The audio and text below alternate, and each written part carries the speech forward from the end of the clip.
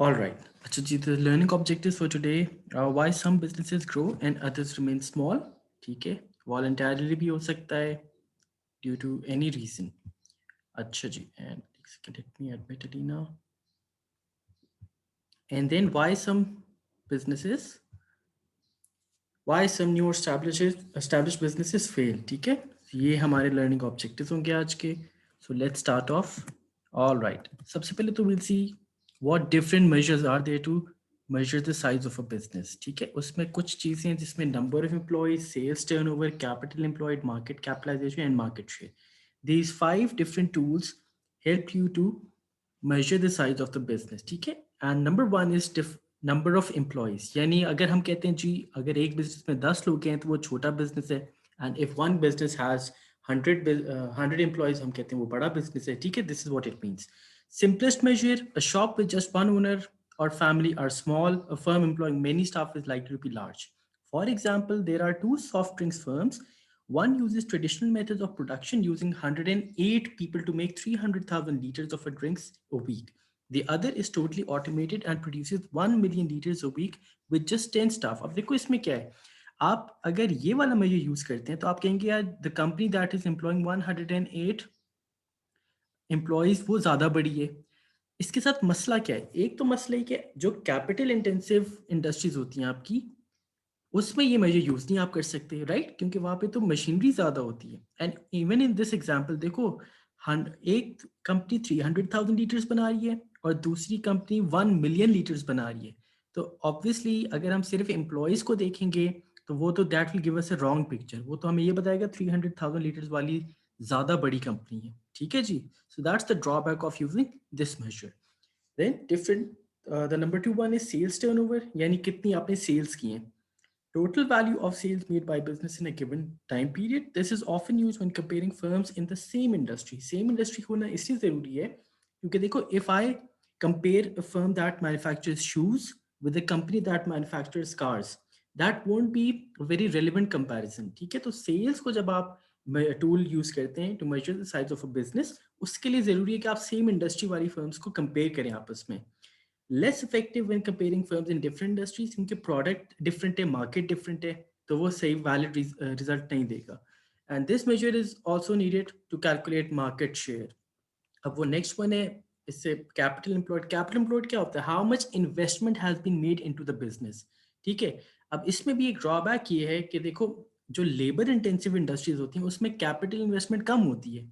ठीक है, but it doesn't mean कि वो कंपनी छोटी होगी. कैपिटल इन्वेस्टमेंट यूजली सक्सेसफुल कहाँ रहता है, ये वाला टूल, जब आप कैपिटल इंटेंसिव फर्म्स को कंपेयर कर रहे होते हैं आपस में. ठीक है, उसमें ज़्यादा कैपिटल एम्प्लॉयड होगा. तो सी हर मेजर के साथ प्रॉब्लम एसोसिएटेड है.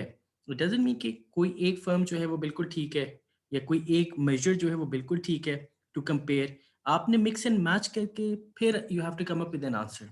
यार ये कंपनी का साइज इतना है. ठीक है, क्योंकि देखो capital, if you use capital as a measure to measure the size of a business, उसमें फिर आपका बेसिकली लेबर इंटेंसिव वाली फर्म्स नहीं आ सकती. और अगर आप नंबर ऑफ एम्प्लॉयज यूज करते हैं तो उसमें फिर कैपिटल इंटेंसिव इंडस्ट्रीज नहीं आ सकती. सो इट डिपेंड्स कि आपकी ऑर्गेनाइजेशन है कैसी, right. And then market capitalism.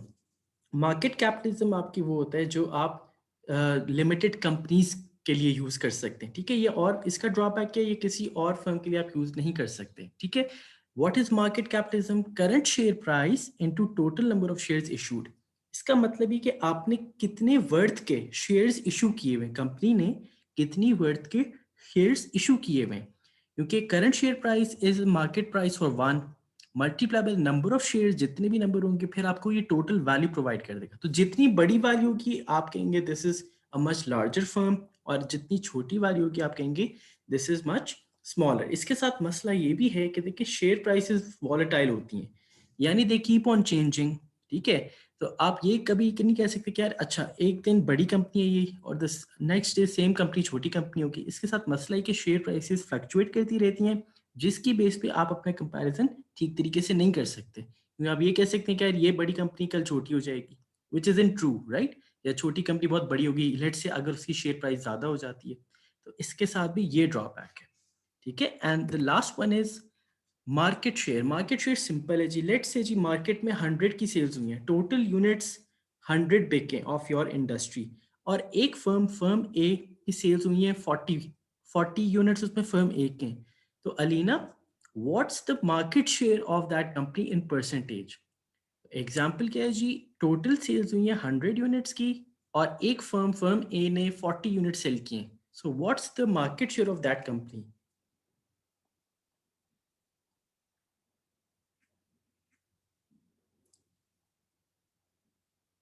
इसमें you need to calculate the percentage. So how can you do that?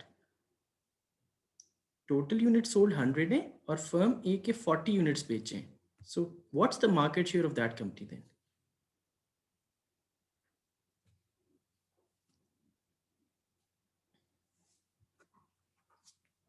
अच्छा देखो, जब आप परसेंटेज निकालते हैं तो आप जो भी फर्म की सेल्स होंगी 40, right, 40 divided by the total sales of the industry, total कितनी हुई है 100, multiply by 100, it comes out to be 40%। यानी हम कहेंगे यार फर्म ए का मार्केट शेयर 40% है, यानी अगर 100 यूनिट्स बेचे हैं आपने, पूरी इंडस्ट्री ने मिलके, उसमें फर्म ए का कितना शेयर है?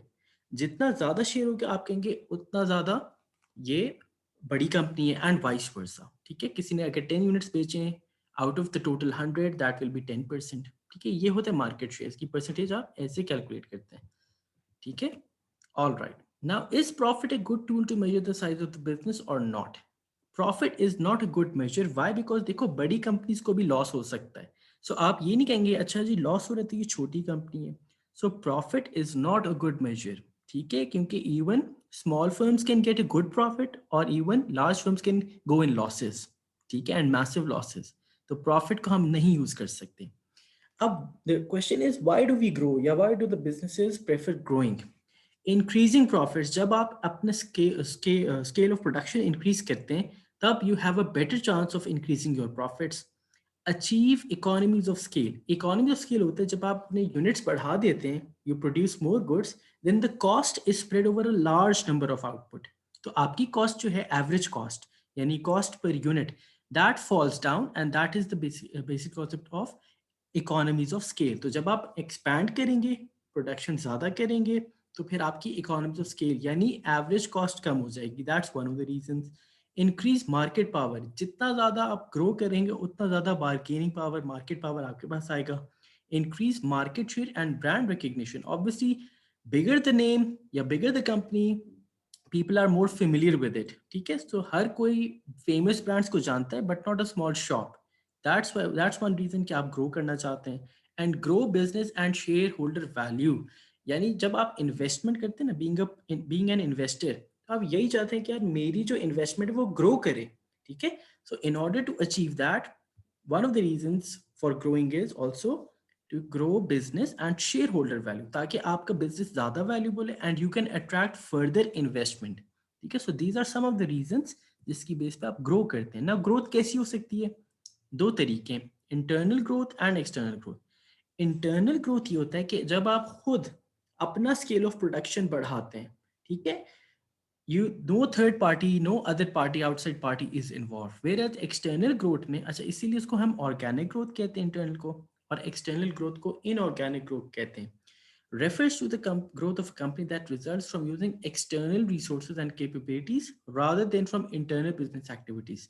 यानी यहाँ पे you are merging with some other company। ठीक है, अभी हम डिटेल में डिस्कस करते हैं। फर्म ग्रोथ इंटरनल की स्ट्रैटेजीज क्या हो सकती हैं? या तो आप नया प्रोडक्ट बना लें। ठीक है लीना एंड मुर्जा, जब आप न्यू प्रोडक्ट बनाएंगे तो ऑब्वियसली आपका पोर्टफोलियो, प्रोडक्ट पोर्टफोलियो बढ़ेगा।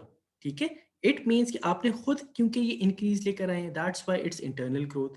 अदर प्रोडक्ट रिलेटेड स्ट्रैटेजीज, यानी वर्जन्स चेंज कर दें, उसको कैटेगराइज कर दें डिफरेंट कैटेगरीज में, या इंटरनेशनल एक्सपेंशन, आप अपना बिजनेस उठा के कहीं और भी शिफ्ट कर जाते हैं। ठीक है, एज मल्टी नेशनल्स डू। ये सारी चीजें इंटरनल में आएंगी। एक्सटर्नल में मर्जर्स एंड एक्विजिशंस, यानी you are combining with someone else. ठीक है, business A and business B दोनों ने आपस में ज्वाइन किया और ग्रो कर गए। ठीक है, इसको एक्सटर्नल इसलिए कहेंगे क्योंकि दोनों they are taking the help of an external factor, external company. Licensing, आपने किसी और को लाइसेंसिंग दे दी कि they can produce the goods on your behalf. Strategic alliances and joint venture, joint venture क्या होता है जी? When two businesses or maybe more come together for the sake of a project, and then when they're done, they leave partnership के लिए या joint venture के लिए, and then they treat या they make the products and services separately. ठीक है, तो once project complete हो जाता है वो दोनों अलग अलग हो जाते हैं. And franchising, we'll discuss what franchising is. External growth, देखो जी, when a business takes over or merges with another business, sometimes known as integration. ठीक है जी, एक फर्म दूसरी फर्म के साथ इंटीग्रेट करती है. मर्जर कब होता है? यही जब आप ज्वाइन करते हैं. और टेक ओवर कब होता है? What's the difference between merger and takeover? Takeover तब होता है when one company buys the shares of another company and owns that company. ठीक है, whereas merger क्या होता है? They just combine together. ठीक है जी, and they continue the scale of operations then. तो merger में no one is the owner of another one. merger में simply दो companies जो same production process में involved हैं वो आपस में join करती हैं, and then that is it. Takeover में एक company takes over another company, यानी ओनरशिप ही चेंज हो जाती है. ठीक है, so that's the difference, but दोनों एक्सटर्नल ग्रोथ का पार्ट है. अब इसमें horizontal integration, vertical integration and conglomerate integration. Horizontal में क्या होता है? जब एक कंपनी किसी दूसरी कंपनी के साथ ज्वाइन करती है which is at the same industry and at the same stage of production. So for example, a firm that manufactures furniture merges with another firm that also manufactures furniture. यानी इसमें आप horizontally move करेंगे. ठीक है लीना, जब एक furniture manufacturing industry या firm किसी और फर्म के साथ ज्वाइन करती है जो also produces manufactures furniture, right? Benefits के रिड्यूसेस नंबर ऑफ कंपेटिटर्स, क्योंकि देखो जब दो एक बन जाएंगे तो नंबर ऑफ कंपेटिटर कम हो जाएंगे. Opportunities of economies of scale, remember ज्यादा यूनिट्स जब आप बनाएंगे तो आपकी एवरेज कॉस्ट कम हो जाएगी. And merging will also allow the business to have a bigger share of the total market. तो ये बेनिफिट्स हो सकते हैं. वर्टिकल क्या होगा? Taking the same example, vertical can be backward and vertical can be forward. Let's take the example of the furniture business. अगर Elina मैं कहूँ कि यार ये फर्नीचर प्रोड्यूसिंग जो फर्म है ये वुड एक्सट्रैक्शन फर्म के साथ ज्वाइन कर लेती है, what would that be, backward और फॉरवर्ड? अगर फर्म प्रोड्यूसिंग फर्नीचर बना रही है एक, वो कंपनी किसी ऐसी कंपनी के साथ ज्वाइन कर लेती है, मर्ज कर लेती है, दैट या इंटीग्रेट कर लेती है, that extracts wood from the forest. इसको मैं कौन सी इंटीग्रेशन बोलूंगा देन?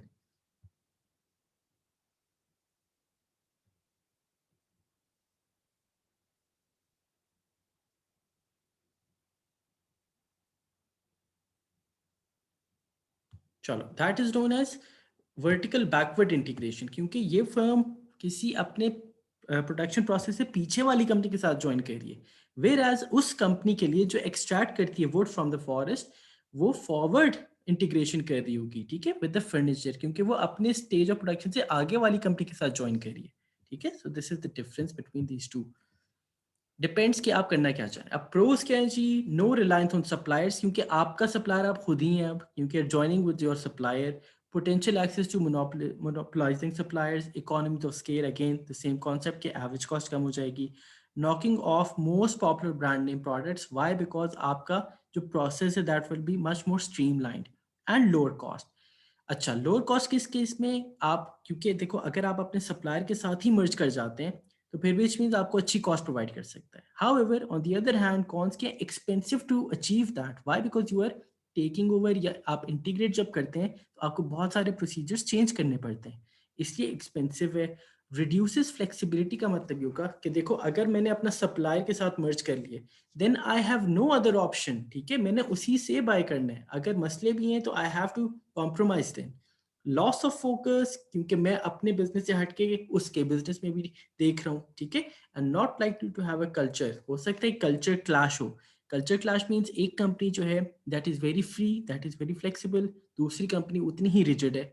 हो सकता है यहाँ पे क्लैश आ जाए which makes it very hard for the employees to adjust, right? अच्छा, कॉन्ग्लोमरेट किसे कहते हैं? जब दो बिजनेसेस ज्वाइन करते हैं जो बिल्कुल ही डिफरेंट इंडस्ट्री से बिलोंग करते हैं. फॉर एग्जाम्पल जी, एक शू मेकिंग कंपनी जो है लेट्स से वो ऑयल रिगिंग वाली कंपनी के साथ ज्वाइन कर जाती है. Now it has no link. ठीक है, दिस इज कॉन्ग्लोमरेट.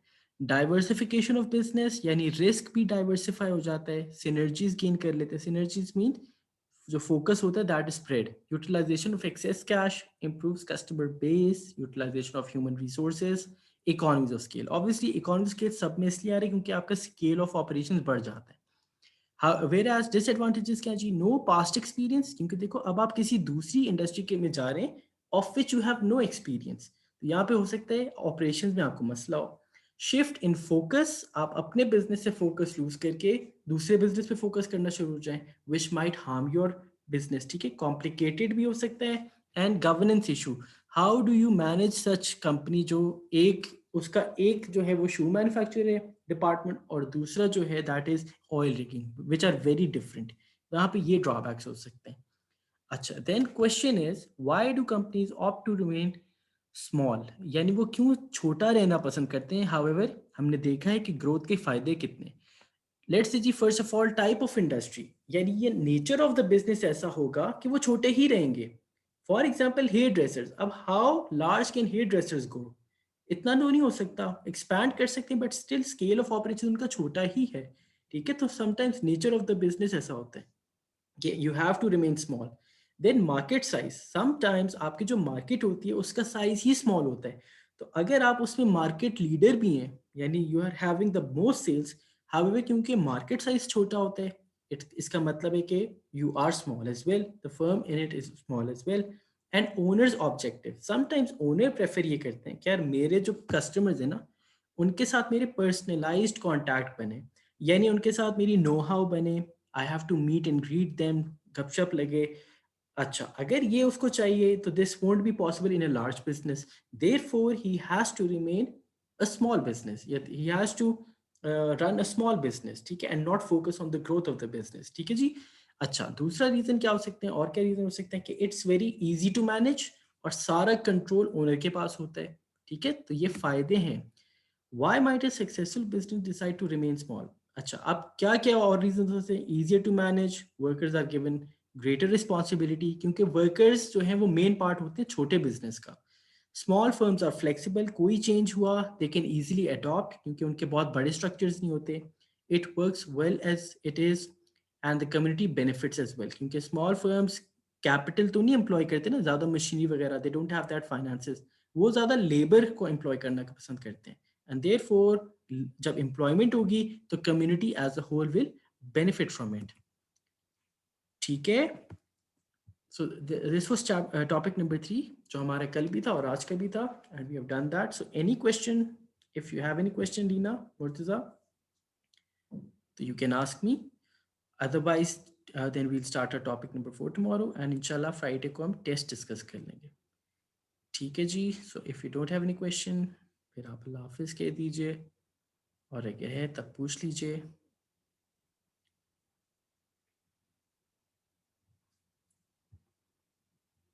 चलें फिर, अल्लाह हाफिज़, टेक केयर।